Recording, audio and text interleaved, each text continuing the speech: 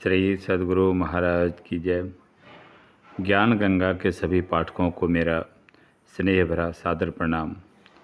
आप ज्ञान गंगा में गोता लगाकर सराबोर हो रहे हैं, इसके लिए साधुवाद। आज संत शिरोमणि कबीर साहब की अटपटी वाणी पर विचार करेंगे। परम प्रभु सर्वेश्वर ने देखने के लिए सबको आँखें दी है, देखते सभी हैं, किंतु अपनी अपनी दृष्टि से यानी अपने अर्जित ज्ञान के आधार पर ही देखते हैं या देख सकते हैं। एक मंदिर है, उसमें एक पवित्र मूर्ति प्रतिष्ठित है। अनेकों भक्त उस मंदिर में आते हैं।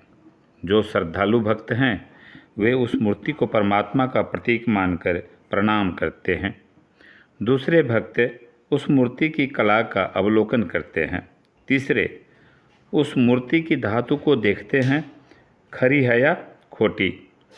चौथा व्यक्ति चोर वृत्ति का है, वह उस मूर्ति को देखकर सोचता है कि इसको चुराने से इतना लाभ होगा। इसी प्रकार हम अपने ज्ञान के आधार पर संतों की वाणी की व्याख्या करते हैं। आइए हम सभी संत कबीर साहब की इस वाणी पर विचार करें जो परम रहस्यमयी है। वे कहते हैं, जियत न मार,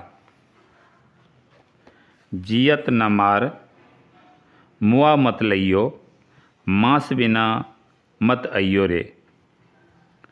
जियत न मार, मुआ मत लइयो, मांस बिना मत अइयो रे, जिसका साधारण अर्थ होता है, जीवित को मारो नहीं, मरे हुए को लाओ नहीं और बिना मांस के आओ नहीं। किंतु विचारणीय है कि वह कौन सा मांस होगा जो न जीवित होगा और न मृत ही, अथवा यदि ऐसा मांस कोई भी हो तो संत को उस मांस की आवश्यकता ही क्या है। वस्तुतः इसमें कुछ रहस्य है जिसका उद्घाटन उनके ही पारिभाषिक शब्दों के द्वारा होना संभव है।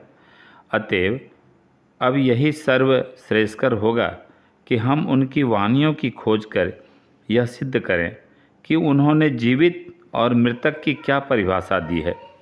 कबीर साखी संग्रह नाम की पुस्तक में इसका इस भांति समाधान मिलता है। साध सिंह का एक मत, जीवत ही को खाए। साध सिंह का एक मत, जीवत ही को खाए, भावहीन मृतक दशा ताके निकट न जाए। इसका तात्पर्य यह हुआ कि भावहीन मनुष्य मृतक है, यानी जिसके हृदय में भगवत भक्ति भाव नहीं है वह मृतक है, और जिसके हृदय में ईश्वर अनुराग है, ईश्वर से प्रेम है, वह जीवित है।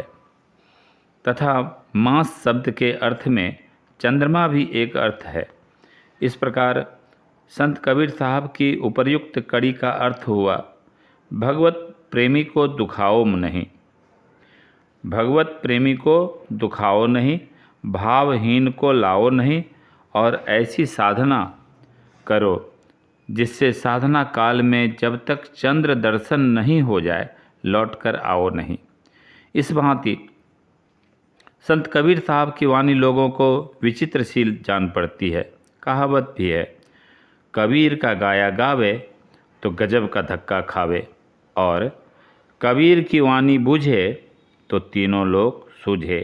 श्री सद्गुरु महाराज की जय।